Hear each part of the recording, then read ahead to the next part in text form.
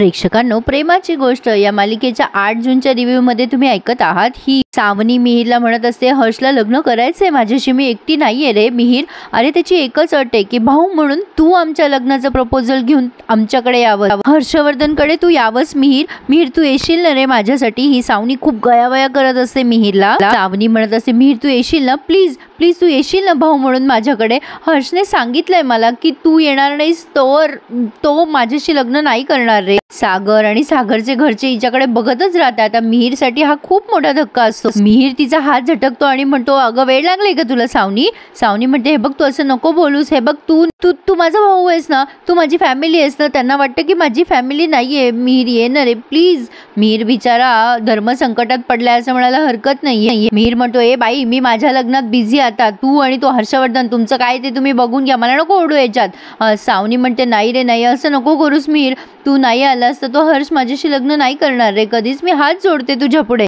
मिहिर म्हणतो, अशी कशी अट आहे? माझा आणि हर्षवर्धनचा काय संबंध आहे?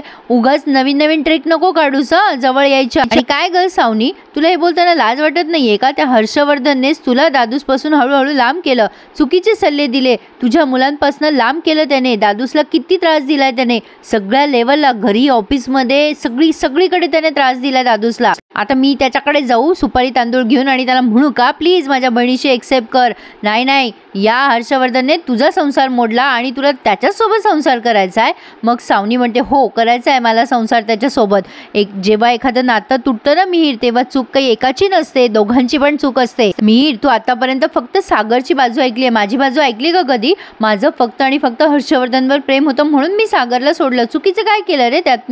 मी स्वतःच्या आनंदाचा विचार नाही करू शकत का? मिहिर म्हणतो, अगं तुला एवढं सगळं बोलायची हिंमत आहे ना, थोडं खरं बोलायची हिंमत दाखव। अगं प्रेमासाठी नाही पैशासाठी सोडलं होतंस तू तुझ्या या नवऱ्याला, म्हणजे माझ्या दादूसला।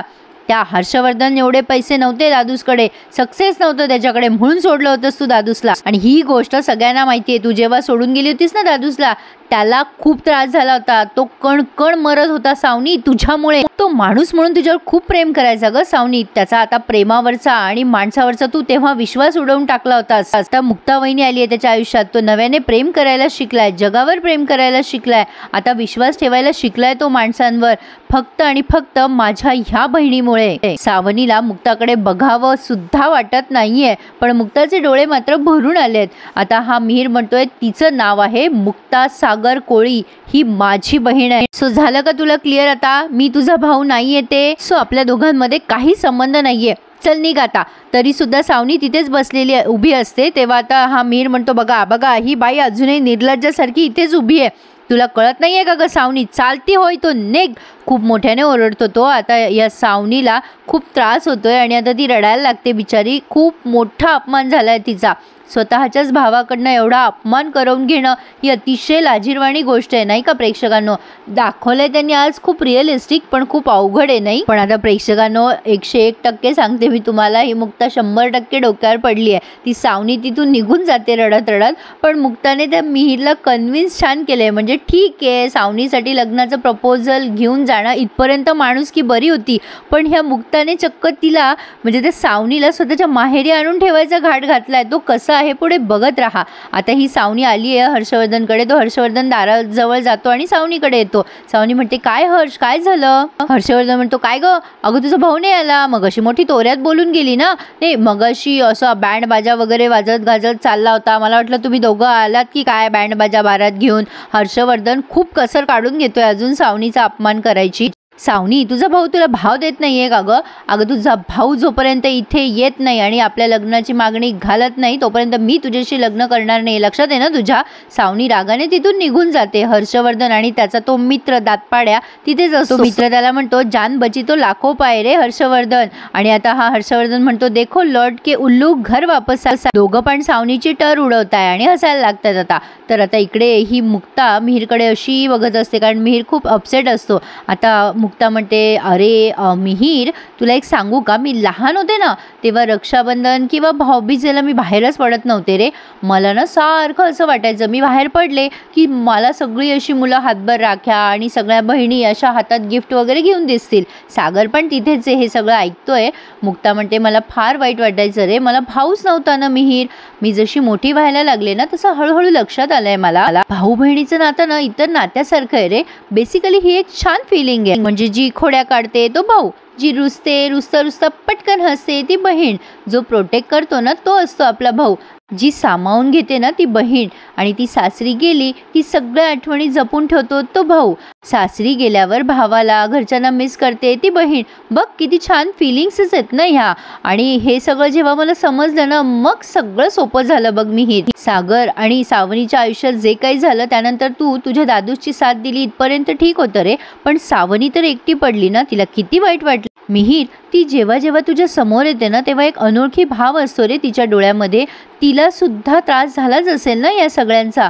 मिहीर म्हणतो, पण इतकी वर्ष ती वाईट वागली त्यामुळे आम्हाला पण त्रास झाला, मला पण त्रास झाला. माझ्या मनात तर हेच बसलं ना की लग्न असंच असतं, खोटं असतं. माझ्या कळत्या वयातलं हे सगळ्यात जवळचं लग्न होतं. नाती, विश्वास, प्रेम, लग्न. नाती, प्रेम, लग्न या शब्दांवरचा विश्वास उडाला होता. दादूच्या सहवासात राहिलो आणि मग मला मिहिका भेटली. छान समजवलंय प्रेक्षकांनो मुक्ताने मिहीरला. त्यासाठी एक लाईक करायला प्लीज विसरू नका. मुक्ता म्हणते, हे सगळं जरी खरं असलं मिहीर तरी सावनी तुझी बहीण हे खोटं आहे का? आता मिहिका, माझं ध्यान, हे जर वाईट वागलं तर मला वाईट वाटणार नाही का? सांग बरं. आज कार्तिक काय वागतोय, पण स्वातीताईंचं प्रेम आहे ना त्यांच्यावर. प्रेमासाठी का होत नाही, पण त्या उलटं सुलटं वागल्या. पण तरी सुद्धा सागरला त्यांच्या वागण्याचा त्रास झाला. पण त्यांनी नुकसान करून घेतलं का स्वतःचं सागरने? नाही ना. भाऊ म्हणून त्यांना काळजीच वाटली ना. तशी सावनी सुद्धा तुझी सख्खी बहीण आहे. त्यांनी सुद्धा समजून घेतलं ना स्वातीताईला. हे बघ, ती म्हणतेस तसं आपण खरं मानूया. तिच्या मते तिच्या लेखी ती आनंदात नव्हती, तिच्या मनात आनंद नव्हता. सावनी दुःखात होती म्हणून ती सगळ्यांना दुःख देत होती. पण आज ती मनापासून सांगते ना की ती हर्षवर्धन सोबत आनंदात राहणार आहे. तिला आहे खात्री त्याची, ठेवूयात आपण तिच्यावर विश्वास. म्हणजे ती जर तिच्या आयुष्यात आनंदात झाली तर कृतज्ञता म्हणून, मनात आनंद यावा म्हणून सगळ्यांशी ती चांगली पण वागू शकते. बाकीच्या भावना ती चांगल्या ठेवू शकते ना. सगळ्या गोष्टी आपोआप छान होतील रे मिहीर. बरं, सावनीचं समजलं, पण तू मला तर बहीण मानतोस ना मला बहीण. मग मला माझा भाऊ कर्तव्यामध्ये चुकलेला अजिबात चालणार नाही. हे बघ सावनी तुझी सख्खी बहीण आहे आणि भाऊ म्हणून तुझं कर्तव्य आहे की तू हर्षवर्धनकडे जायचं आणि सावनीसाठी हात मागायचा त्याच्याकडे. माझ्यासाठी करशील ना मिहीर? मिहीरने मुक्ताला होकार दिलाय की मी जाईल. आता मुक्ता म्हणते, दॅट्स लाईक माय ब्रदर. मग सागर म्हणतो, हे बघ मिहीर, या सगळ्या गोष्टींमुळे आपल्या नात्यामध्ये कणभर पण फरक पडणार नाहीये. मी तुझ्यासोबत कायम आहे. मुक्ता, बरोबर आहे, तुम्ही दोघं जाऊन या तिथे. तर आता मुक्ता सागरकडे हसून बघते. पण आता इकडे हर्षवर्धन अतिशय कपटी माणूस त्यांनी दाखवलाय. आपण मालिकेच्या पात्राबद्दल चर्चा करतोय. तर हर्षवर्धन म्हणतो, काय यार हे सगळं अवघडच होऊन बसलं. हर्षवर्धनचा दातपाड्या मित्र म्हणतो, अरे आपल्याला ना तर हेच हवंय, तुझं आणि सावनीचं लग्न होऊच शकत नाही ना.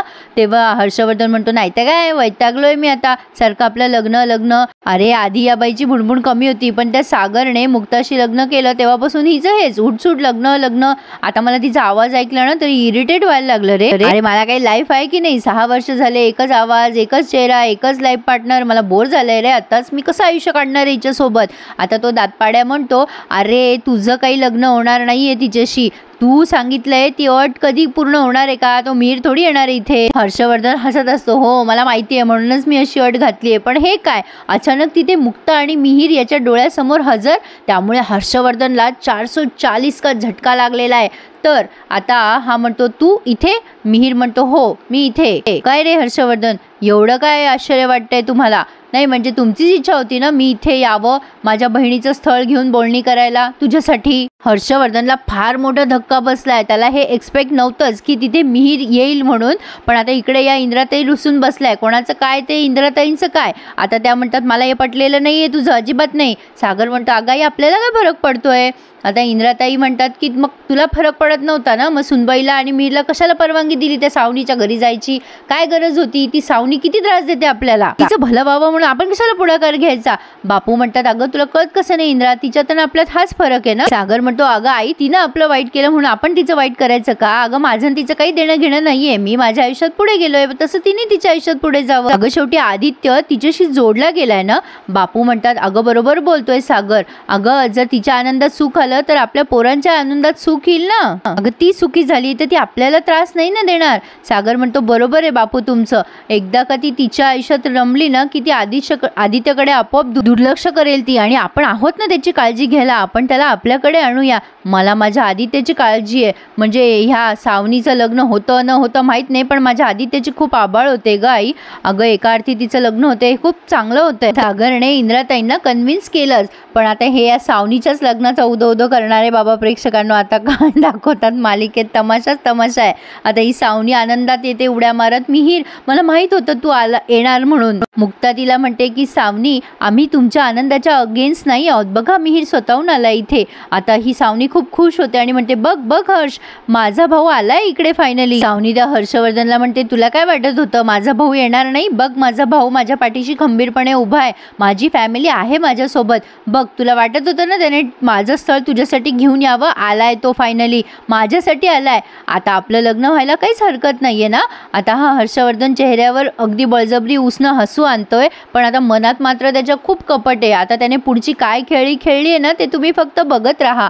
आज तर त्यांनी हा भाग इथेच पूर्ण केलाय. मिहीरकडे असा बघतोय आता हा हर्षवर्धन, आणि मुक्ता पण तिथेच आहे. तर आता पुढे आपण तमाशाच तमाशा पाहणार आहोत. सागर आणि मुक्ताचे आनंदाचे दिवस येताना येतात तोवर आता हा हर्षवर्धन ठरवतो की आपण असं काहीतरी करायला पाहिजे की सावनी या घरातून पळवून लावलं पाहिजे, त्याच्या दातपाड्या मित्राला सांगतोय. आणि सावनी त्या हर्षवर्धन कडून कन्व्हिन्स झाली आहे, ती म्हणते की मी आता मिहीरला सांगते मला इथून येऊन घेऊन.